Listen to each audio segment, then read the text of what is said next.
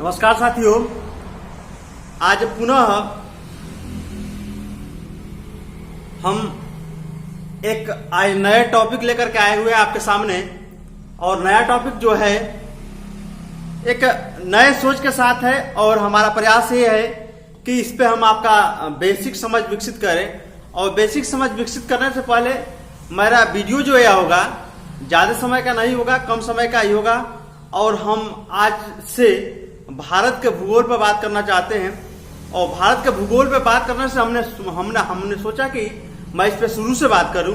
और शुरू से बात करूं, हमारा प्रयास रहेगा कि हम शुरू से बातों को बताते चले और इसको छोटे छोटे वीडियो के माध्यम से हम इसको कंप्लीट करें। और यह जो वीडियो होगा वह आप जो किसी भी क्लास में पढ़ रहे हैं, बेसिक तौर पे आप जानकारी के लिए भी पढ़ सकते हैं। आप किसी कक्षा में पढ़ रहे हैं उसमें, या हमें कह सकते हैं कि आप किसी चीज की तैयारी वगैरह कर रहे हैं उसमें भी इसकी आवश्यकता पड़ेगी और ये आपके लिए कारगर होगा। तो आज से हम स्टार्ट कर रहे हैं भारत का भूगोल। और भारत के भूगोल में आज का पहला ही वीडियो हमारा होगा। पहला वीडियो भाग पहला होगा। हमें कह सकते हैं कि भाग पहला होगा। और भाग पहला होगा भारत का भौतिक परिचय आज कराएंगे हम आपसे। तो भारत का भौतिक परिचय कराएंगे। इससे पहले हम आपको बता दें, ये आपका इंडियन मैप हमने बनाया हुआ है, टूटा फूटा है, आप इसको समझ सकते हैं। और इसको समझने के लिए, भारत का भूगोल पढ़ने के लिए आपके साथ भारत का नक्शा जरूर होना चाहिए, या एटलस आप रह करके देखें और तब आपको समझ में आएंगी बातें। हमें कह सकते हैं कि भारत देश है, यहां पर हम कह सकते हैं कि नीचे इसके हिंद महासागर है। यह भारत का नक्शा है, यह आपका हिंद महासागर है। पहले तो हम आपको नक्शा समझाने का तरीका बता दें कि कोई भी नक्शा, जब आप किताब अपना ओपन कर रहे होते हैं या कॉपी ओपन कर रहे होते हैं, तो जब किताब आप ओपन करेंगे तो ओपन जब करेंगे तो इसका जो नीचे वाला हिस्सा होगा दक्षिण होगा, जो राइट हैंड होगा, जो आपका दाहिने तरफ होगा वो आपका पूरब होगा, बाएं तरफ आपका पश्चिम होता है और ऊपर की तरफ उत्तर होता है। तो इस तरह से समझने का प्रयास करिएगा। जैसे कि हमारा बोर्ड है, तो बोर्ड का जो राइट हैंड है हमारा वह पूरब होगा, मतलब ईस्ट होगा। बाएं तरफ जो होगा वो हमारा पश्चिम मतलब वेस्ट होगा, और नीचे जो होगा वह दक्षिण होगा, साउथ होगा, और ऊपर की तरफ नॉर्थ होगा, उत्तर होगा। तो इस बात को समझने का प्रयास करिएगा। तो यह हमारा पूरब का हिस्सा है, यह हमारा पश्चिम का हिस्सा है, यह हमारा दक्षिण और यह हमारा उत्तर का हिस्सा है। अब आप बात करते हैं कि भारत को सबसे पहले उपमहाद्वीप कहा जाता है। उपमहाद्वीप इसलिए कहा जाता है कि यहां पर विश्व की सभी सांस्कृतिक प्रोग्राम से लेकर के, भाषाओं से लेकर के, रहन सहन से लेकर के, खान पान से लेकर के, फसल से लेकर के, मौसम से लेकर के सारी चीजें होती हैं। इसलिए इसे उपमहाद्वीप कहा जाता है। बातें समझ में आई?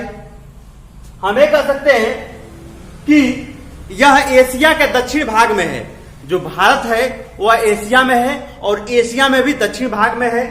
कहा जाता है कि विश्व का एक ऐसा देश है जो किसी सागर या महासागर के नाम पर रखा गया है इसका नाम। जैसे सागर है आपका महासागर, आप जानते हैं हिंद महासागर, भारत का नाम उसके नाम से मैच करता है। भारत का नाम हिंदुस्तान है। आपको बता दें कि भारत का नाम कब पड़ा। तो भारत का नाम, भारत आर्यों के शक्तिशाली राजा भारत के नाम पर भारत का नाम, इस देश का नाम भारत पड़ा। उसके बाद से हम कह सकते हैं कि ईरानी भी आए। ईरानियों ने इसे इंडस कहा, क्योंकि यहाँ के लोग, सभी लोग सिंधु नदी किनारे रहने वाले थे, इसलिए सबको इंडस कहा।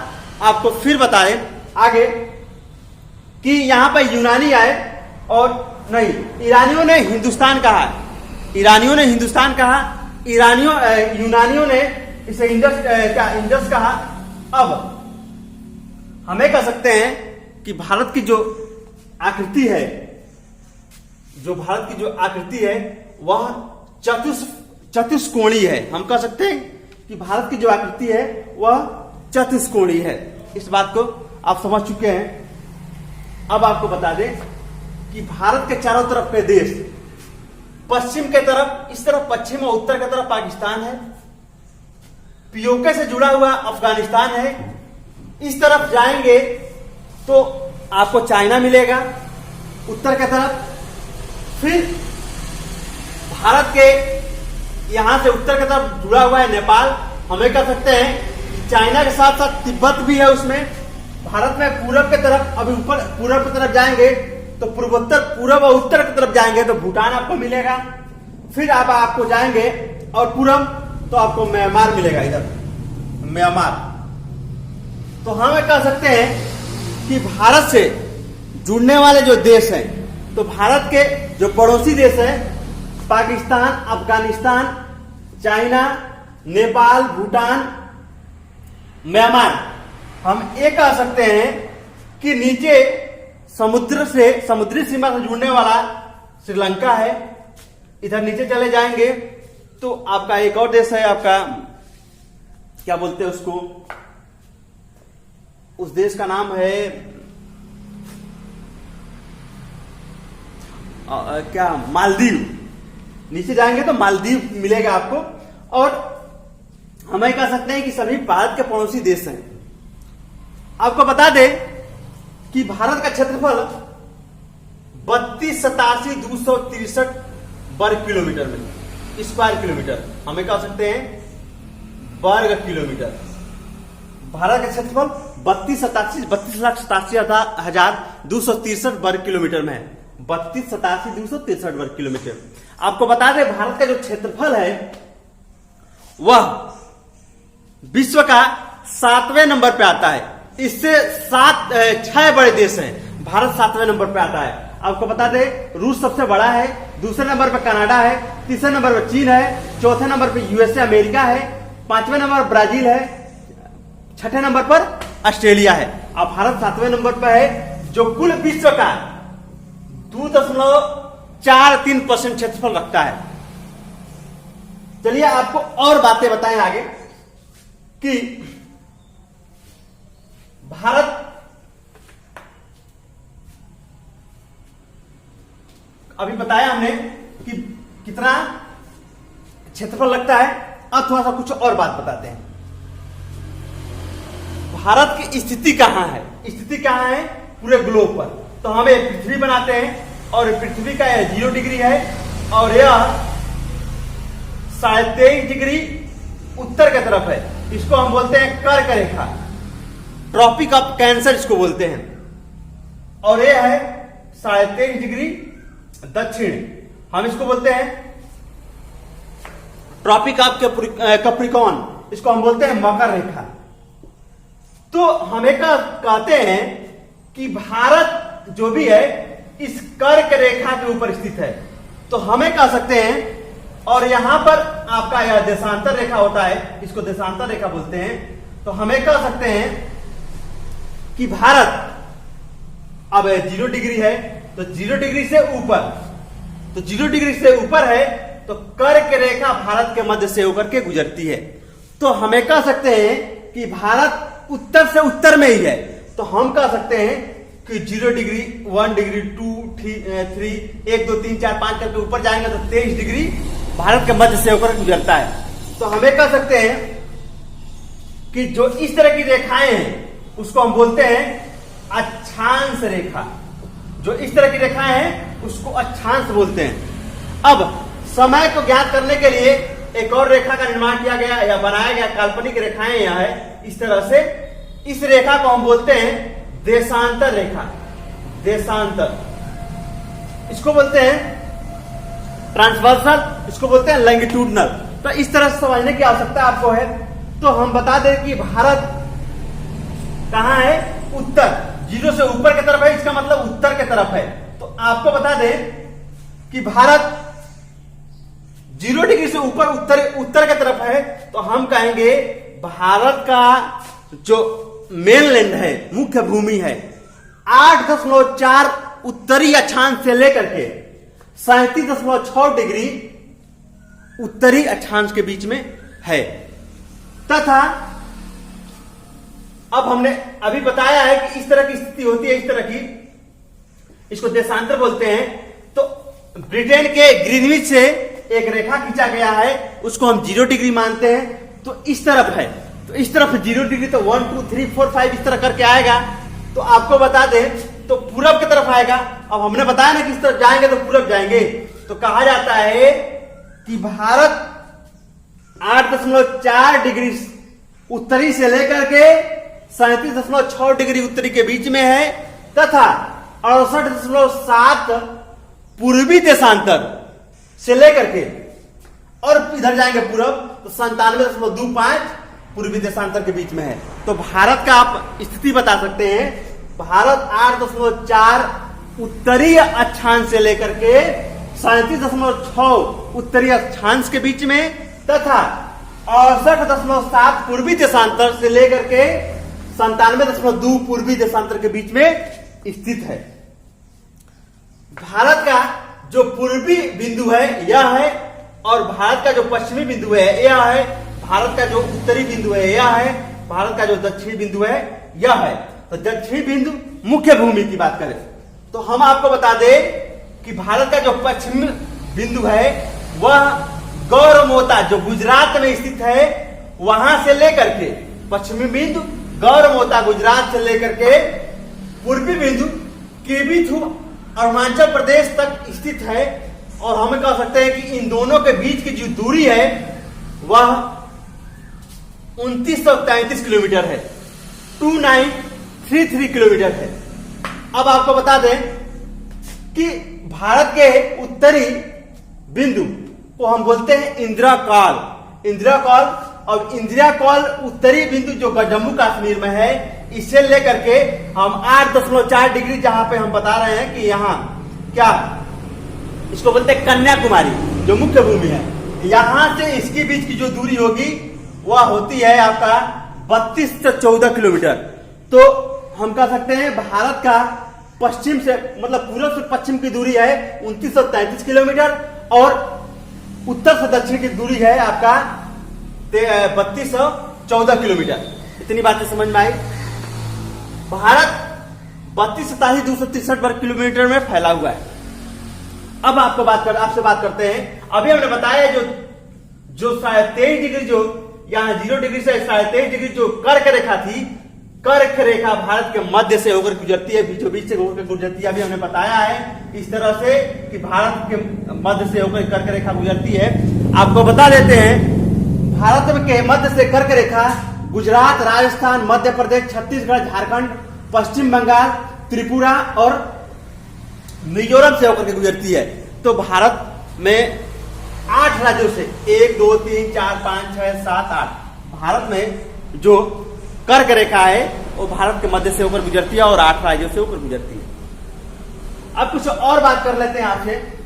और बात क्या करें कि और बात कर लेते हैं थोड़ा सा कि भारत 8.4 तो मुख्य भूमि है, और जो अंडमान निकोबार जो द्वीप समूह है वो थोड़ा नीचे तक है, और यहाँ का जो दक्षिणतम बिंदु है इंदिरा पॉइंट जिसको कहा जाता है जो ग्रेट निकोबार में है, और वह 6.4 डिग्री उत्तरी अक्षांश पे स्थित है। तो हम कह सकते हैं कि भारत 6.4 डिग्री उत्तरी अक्षांश के बीच में भी स्थित है।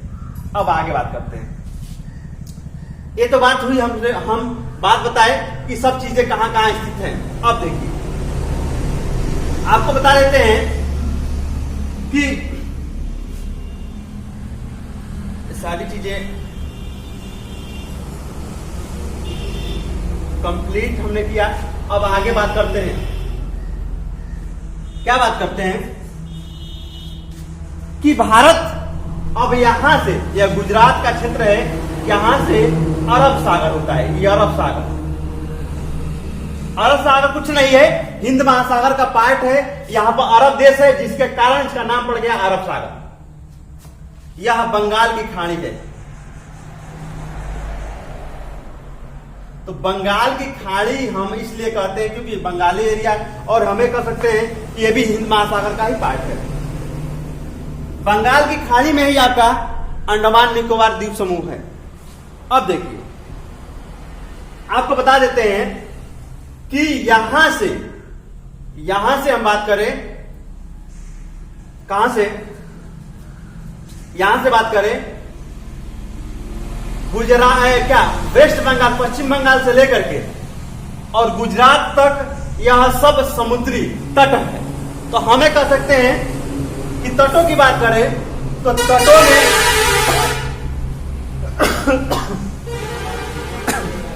तटों में मुख्य भूमि की बात करें तो तटों से, समुद्र तटों से टकराता है गुजरात, महाराष्ट्र, गोवा, कर्नाटका, केरल, तमिलनाडु, आंध्र प्रदेश, उड़ीसा और पश्चिम बंगाल। यह मुख्य राज्य क्या करते हैं, समुद्र तट से जुड़े हुए हैं। हमें कह सकते हैं कि भारत का जो कोस्टल एरिया है वह इस तरह से यहां तक फैला हुआ है।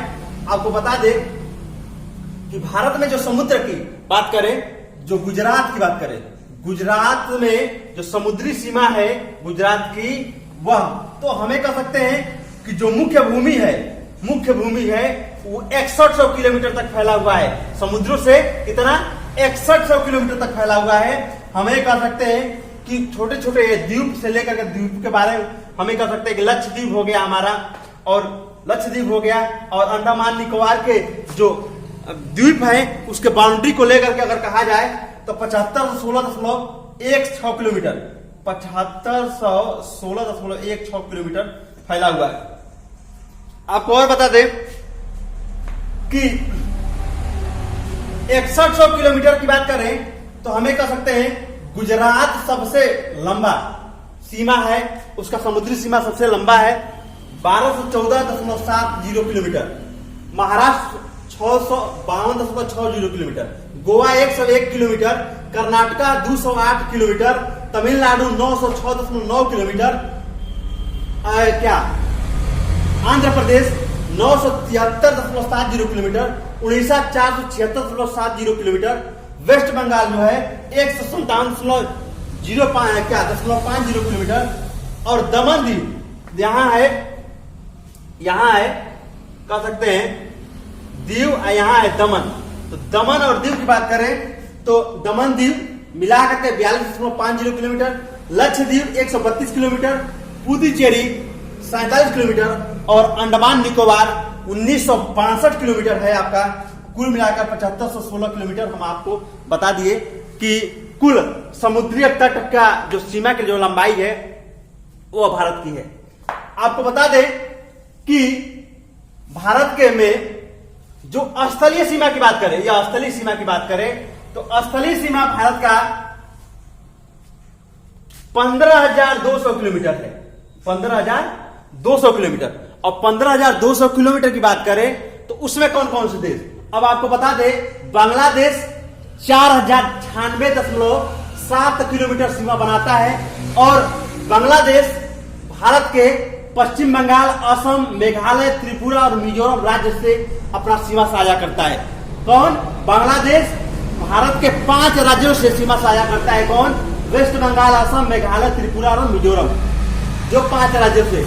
लंबाई कितनी, 4096.7 किलोमीटर। चीन की बात करें, चाइना भारत के 5 राज्यों से सीमा बनाता है, जम्मू कश्मीर, हिमाचल प्रदेश, सिक्किम, अरुणाचल प्रदेश और उत्तराखंड, जो 3488 किलोमीटर की सीमा बनाता है। तीसरा बात करें पाकिस्तान भारत के 4 राज्यों से सीमा बनाता है, गुजरात, राजस्थान, पंजाब और जम्मू और कश्मीर, जो 3323 किलोमीटर की सीमा बनाता है।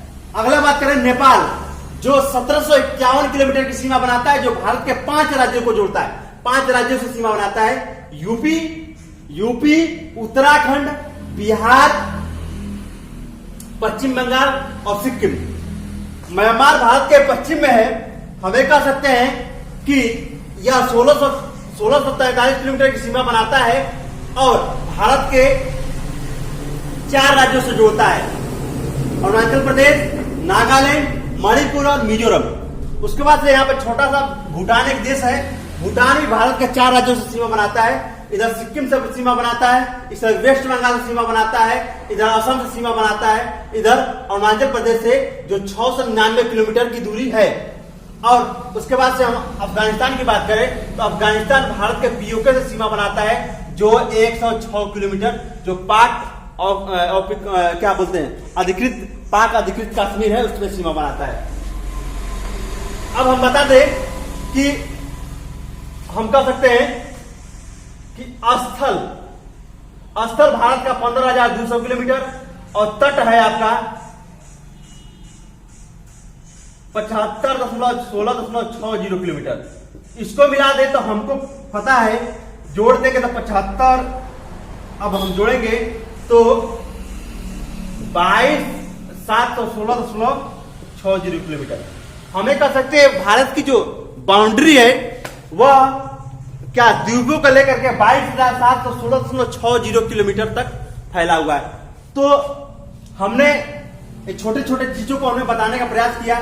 इसमें कुछ बातें और बता देते हैं कि जो पुदुचेरी है, पुदुचेरी भारत के 3 राज्यों में उसका अपना अपना स्थान है। आपको बता दें पुदुचेरी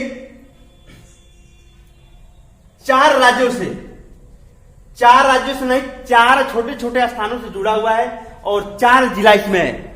जो हमें कहते हैं कि एक जिला है यानम, जो क्या है आंध्र प्रदेश में है। दूसरा बात है 2 जिला है तमिलनाडु में, पुदुचेरी जो इसकी पुदुचेरी मुख्य भूमि है, पुदुचेरी जो पुदुचेरी के नाम से जाना जाता है। फिर एक और है कराईकल, ये भी तमिलनाडु में है, और एक माहे जिला है जो केरल में है। तो आपको हमने ये सब बातें बताने का प्रयास किया। आपको ये बातें अच्छी लगी, अब आपको ये बातें अगर समझ में आई तो कमेंट के माध्यम से आप हमको बताएं कि हम इस पर और भी वीडियो बनाएं, और वीडियो हम बनाने का प्रयास करेंगे। इसमें बहुत सारी बातें छूटती हैं, अभी सभी बातों को हम कंफर्म करेंगे, सभी बातों को कवर करेंगे। अभी बहुत सारी चीजें बताना है कि डेडलाइन के बारे में बताना है, और हमको अक्षांश और देशांतर के बारे में और अच्छे तरह से बताना है। तो हमने इस वीडियो को बनाने का प्रयास किया, और आपको अगर अच्छा लगे तो कमेंट करें। धन्यवाद।